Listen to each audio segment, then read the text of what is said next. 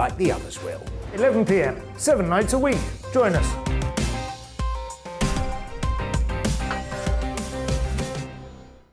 Hello there, I'm Eamon Holmes. And I'm Isabel Webster.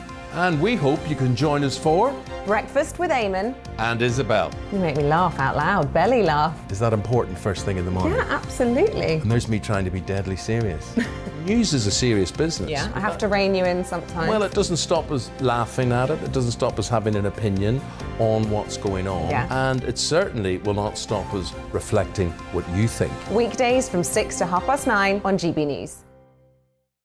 I'm Dan Wootton. Join me Monday to Thursday from 9 to 11 for the feistiest and most fun news debate on TV, where free speech reigns. I'll bring you a sharp take on the day's biggest stories, bombshell newsmaker interviews, and A-list guests.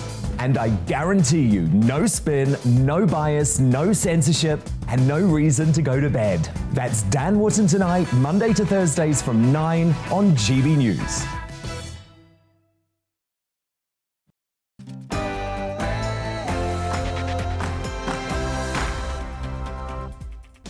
A very good morning to you. It's 9:30 and this is the briefing with me, Tom Harwood, on your TV and your radio. Now this morning, a Conservative MP has come out as transgender and the Prime Minister faces pressure over partygate. Also, energy woes and the cost of living, all that to come on the show today. But first, it's your morning headlines.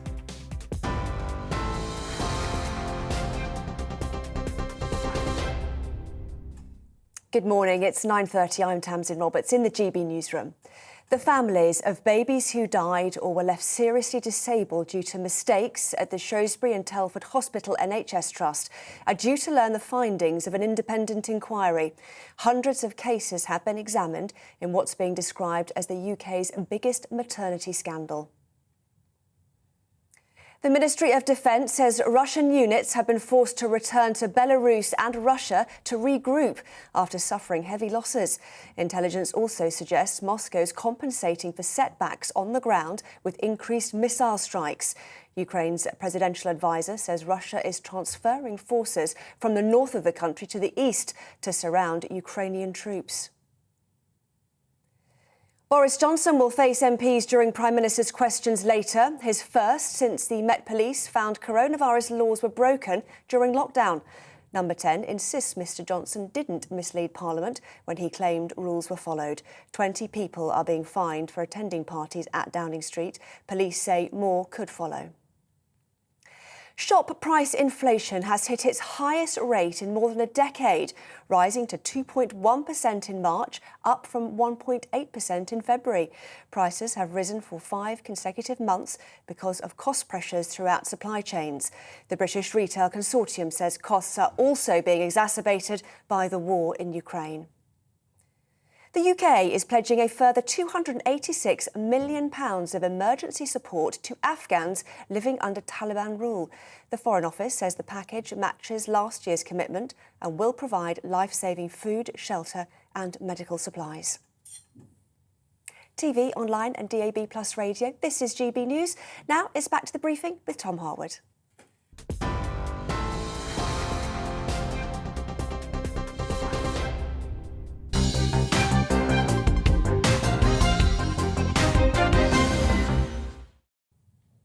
A very good morning to you. It's 9:33 and this is the briefing with me, Tom Harwood, on your TV and on your radio.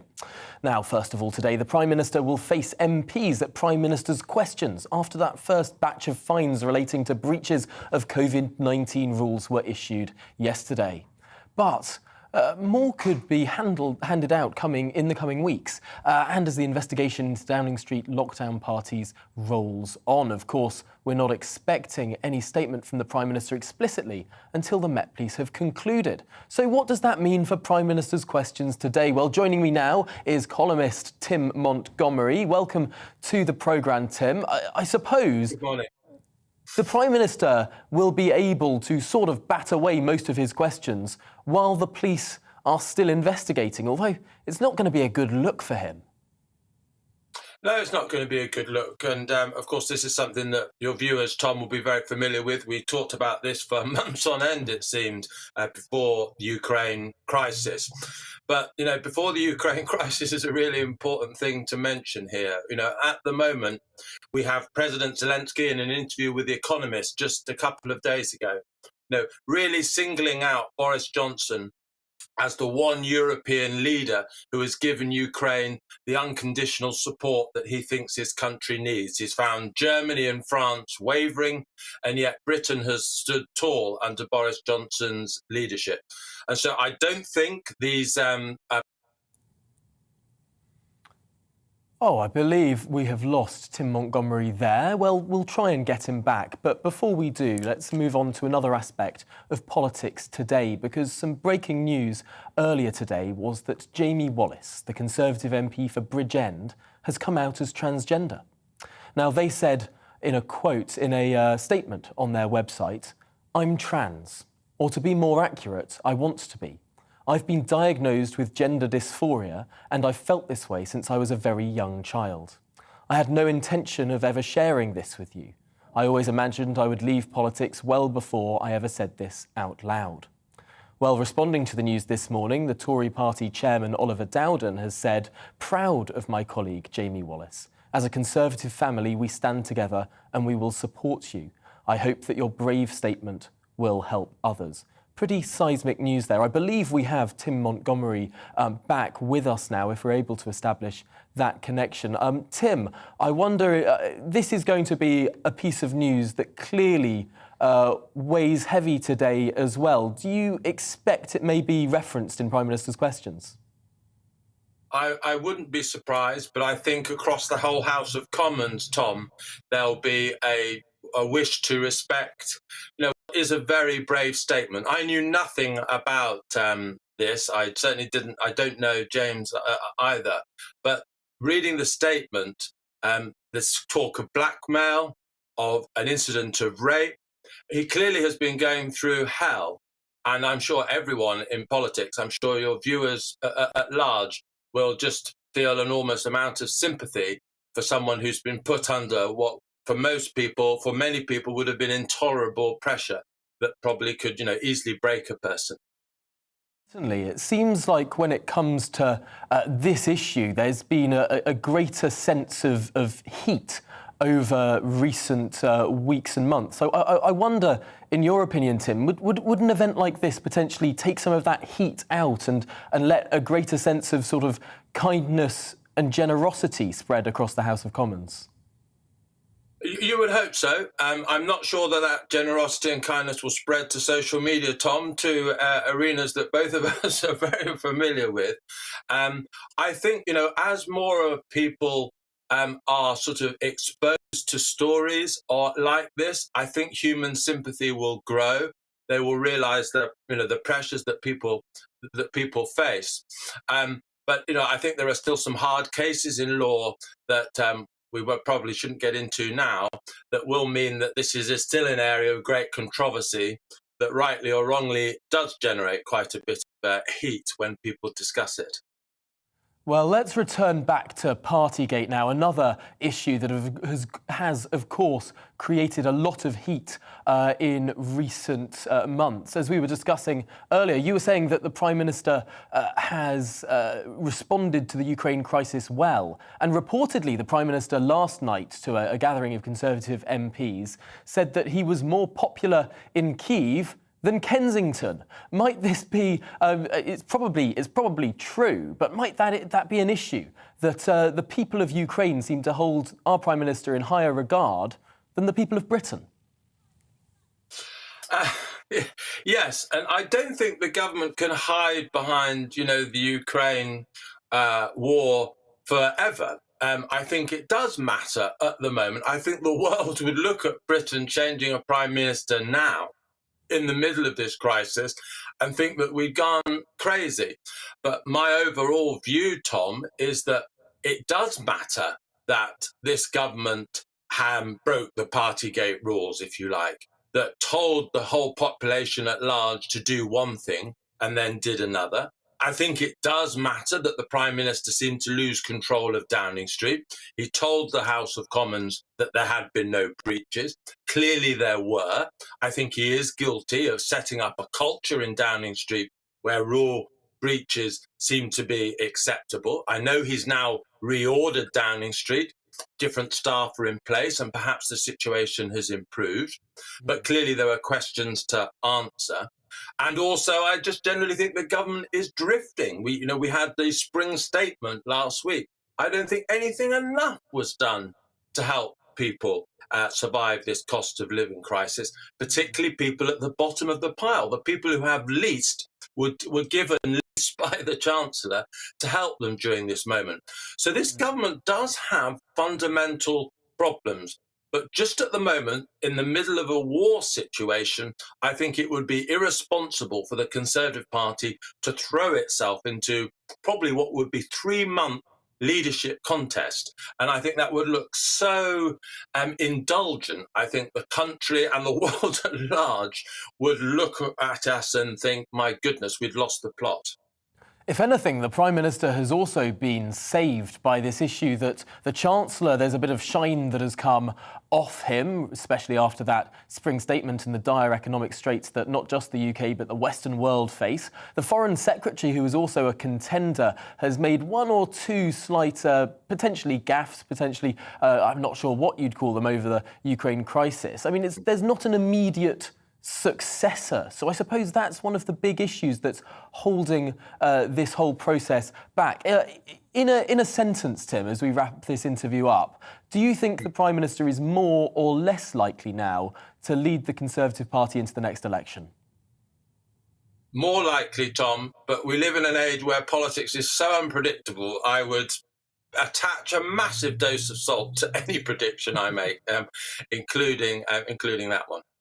Well, certainly it has been a very topsy-turvy few years, really. No doubt a week is a long time in politics and will ever be thus.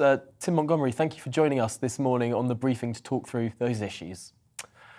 Now, the pro-net zero group, the Conservative Environment Network, can boast precisely half of backbench Conservative MPs as part of their ranks. 133 have signed up to their parliamentary caucus. Meanwhile, the Net Zero Scrutiny Group on the other side claims that 58 MPs, over 1/5 of Conservative backbenchers, have signed up to their caucus. The growing size of these two groups within the Parliamentary Conservative Party comes at a time of much awaited energy security strategy, which has been delayed into next month.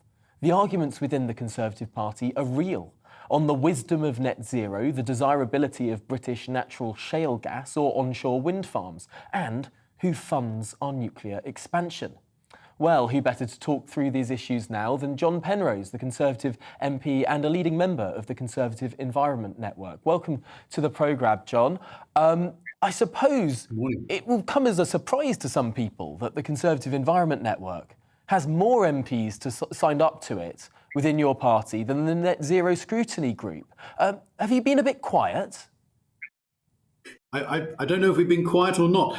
I also don't think it's quite as much of a split as you're describing. I think that even those of us who are strongly committed to net zero, and I'd certainly be one of them, we all want to get to net zero in the least costly, most pragmatically sensible way of doing it. And the bit which I think distinguishes Conservatives right the way across the party from some other political groupings is we don't want to take the sort of the hair shirt, if it isn't hurting, it isn't working route to net zero. We want to find a sensible way through all this. And there are probably 101 different ways of getting to net zero by 2050. Our problem is choosing the ones that are not going to completely bankrupt the country or wreck our economy at the same time. And that's the thing which I think probably all sides of the Conservative Party would agree on, not just the Conservative Environment Network, but the Net Zero Scrutiny Group as well. So potentially a greater sense of unity, less division than might be made out in the media. Although if that's the case, this energy strategy, this energy security strategy, does seem to have been delayed. The Prime Minister at the start of the month said it would be out in days. Now it's coming out next month, or so we're told. big issues to be addressed there, whether or not it's fracking, onshore wind, or indeed a particular stickler, the funding of nuclear power. Do these not show divisions within the party? Well, I think they show proper debate, yes, absolutely, but it's about how, not if, we get to the decarbonisation route that we've got to get to. But yes, you're right. There will be, not just today, but all the way through between here and 2050, there will be ongoing debates about what the best technologies are, what the best routes are, what's the least costly way of getting there. And the thing about it is that because all these technologies are changing all the time, because they're developing, they're getting better, actually, the right answer today may be different from the right answer in 3 years' time and the right answer 3 years ago, because different technologies move forward, others fall back, some get cheaper. If you'd asked people 10 years ago to guess what the price of different forms of energy would be today, most people would have got it completely wrong. And most people did get it completely wrong and thought that wouldn't have never have guessed that, for example, offshore wind would be anything like as cheap as it is today. It's completely outstripped everybody's expectations. And so I think what everybody is concerned about, and the debates will be ongoing, is not to make any sort of economy-size bets. We need to make sure that we are trying to roll with these technologies as they develop over time. I suppose the issue here with not making any huge bets is that we do need a huge amount of energy. Reportedly, the Prime Minister wants to build between 6 and 10 new nuclear power stations, something that will require an enormous amount of upfront investment. And apparently the Chancellor is more wary there. John Penrose, do you fall more, therefore, on the Chancellor's side or the Prime Minister's side of this reported argument about stumping up the cash for new nuclear power stations, which will, of course, take years to build? So I'd actually make it even broader than that. I think that the question we've all got to ask ourselves is, new nuclear is almost certainly part of the mix, absolutely right. But given the fact that at the moment it's a comparatively expensive form of energy and you can't just whistle up a new nuclear power station, they take, as you rightly said, years to build. Because it's quite expensive, we're going to need some of it. But if there are other cheaper forms of energy as well, then we should probably have more of those other cheaper forms of energy first, and then we'll probably need some nuclear to top it up. And the question, which I suspect, I'm not part of the discussions between the Chancellor and the Prime Minister on this, but I suspect that what they are trying to work out is how much is enough and how much is too much of the varying different kinds in order to minimise the cost to you and me, tolls, and the businesses that actually have to foot the bills when our energy bills drop on the mat or come through on the email in future. Certainly a lot of moving parts there. Well, before I let you go, John Penrose, just, if you would, responding to the news of your colleague, Jamie Wallis, the first MP in the history of the United Kingdom to come out as transgender this morning, your reaction? I think it's incredibly brave. I hope, I expect that pretty much everybody in Parliament will be sort of putting a friendly arm around your shoulders and saying, well done, we appreciate this is very difficult for you. And I hope everyone will want to be as supportive as they possibly can. Really impressive piece of bravery, I think. Well, John Penrose, thank you very much for joining us on the briefing this morning and going through all of those issues there. Now, since the start of the coronavirus pandemic, the level of public spending in the UK has soared.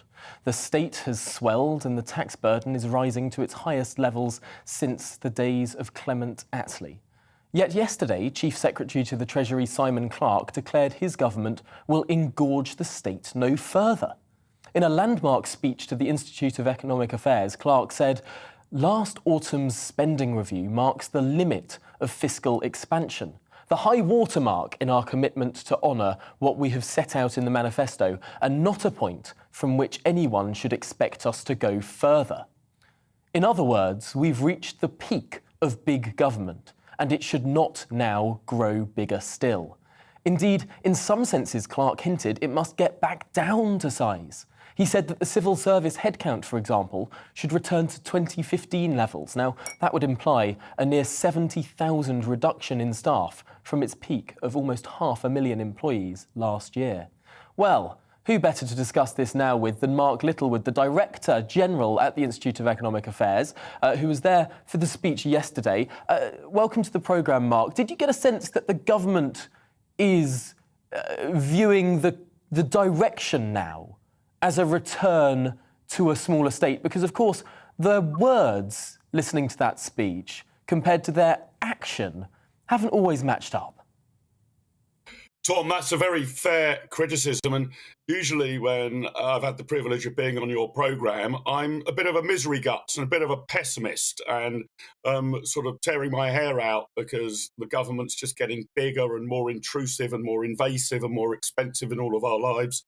And you're right to imply in your question to me, Tom, that under this government, we've seen a substantial expansion of government activities. But here's the ray of sunshine. And I think that quote that you took from Simon Clarke's speech at the IEA yesterday really sums it up. The reason I'm feeling a bit more upbeat and I've got a bit of a spring in my step, Tom, is I think this really is the high watermark. Now, I don't think that public spending should have got this high.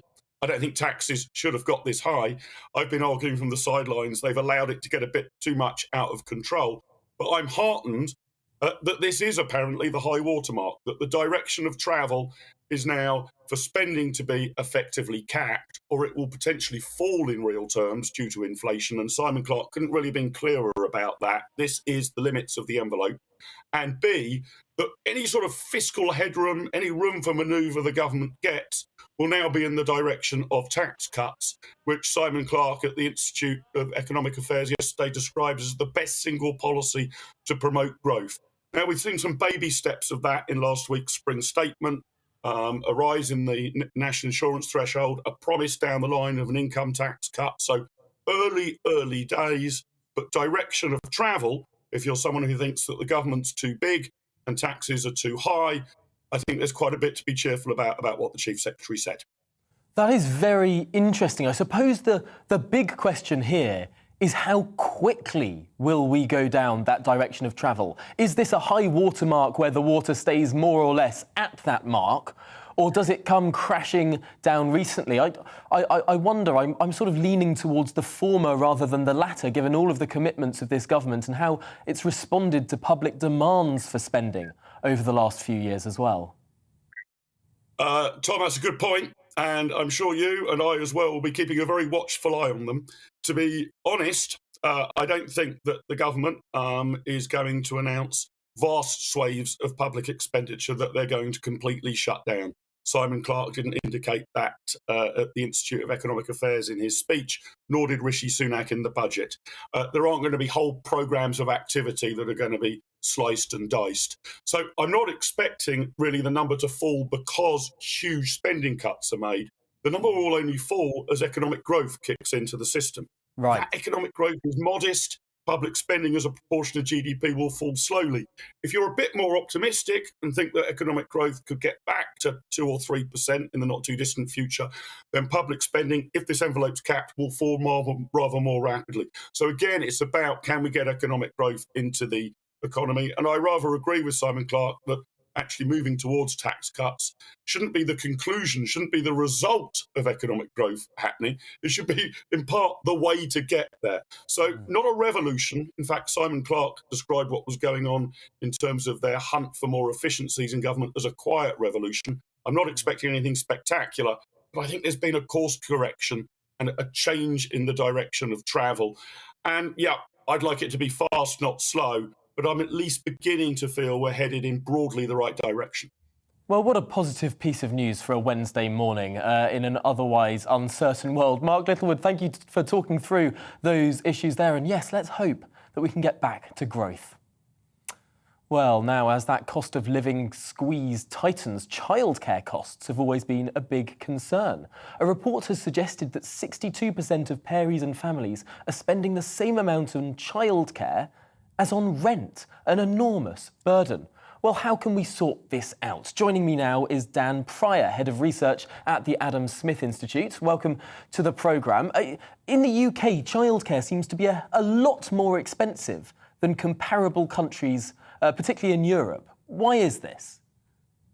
Yeah, that's correct. We've clearly got a massive problem with the way that we run childcare in the UK. We spend close to the EU average, but we have some of the highest childcare costs in the entire developed world, just under a third of an average person's earnings per year. And it's also a key driver of gender inequality, as well as being a cost of living catastrophe, as you mentioned in your intro. And arguably the key problem that we have is this lack of supply. Our childcare sector is extremely heavily regulated by international standards without seeing much of a payoff in terms of higher quality. For example, we have, as I think has been discussed on your program before, some of the strictest child to staff ratios in the world. If we relax these to, say, Scandinavian standards, I don't think the kind of prospect of Norwegian-style childcare should scare many people. That we could, by some estimates, half the cost of childcare. And when this has been mentioned in the past, people have, I think, understandably been worried that it would lead to a decline in quality, but there is little evidence that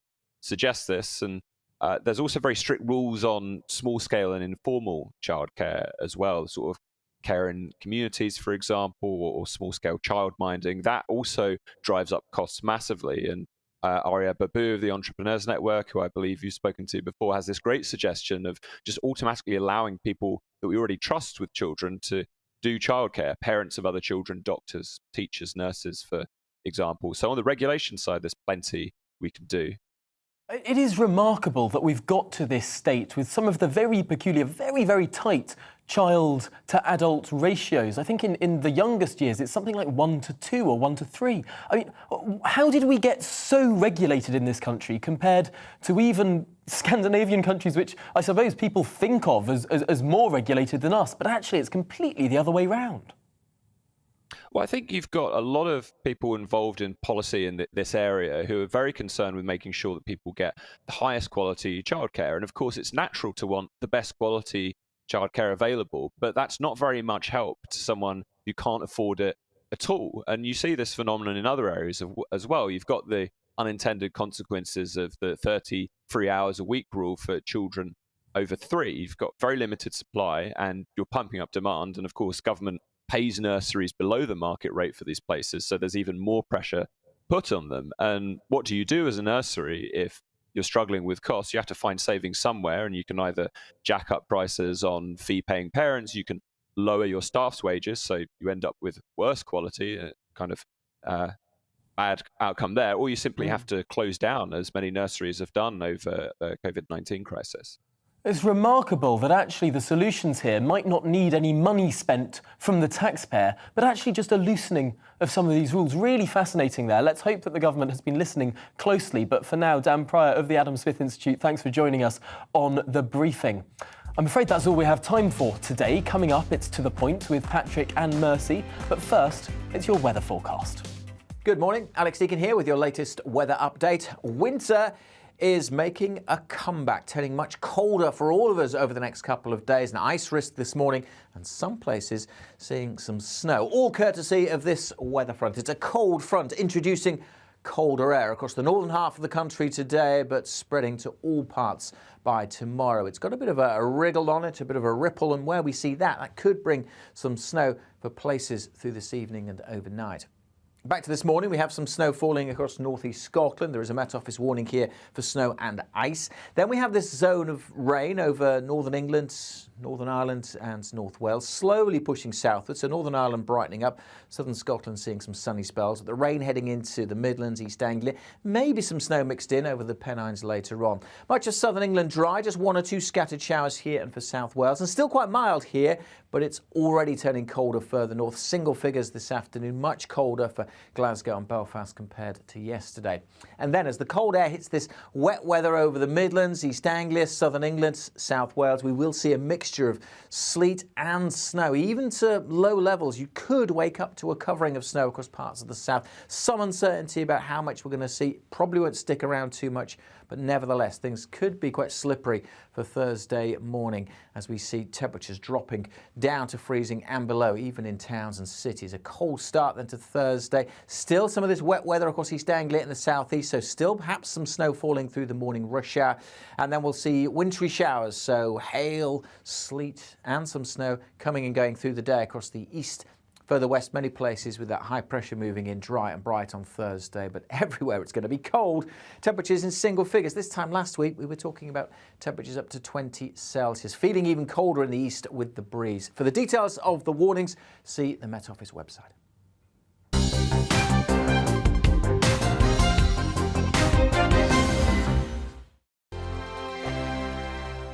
GB News is the UK's home of discussion and debate from all perspectives. To stay up to date on the latest stories,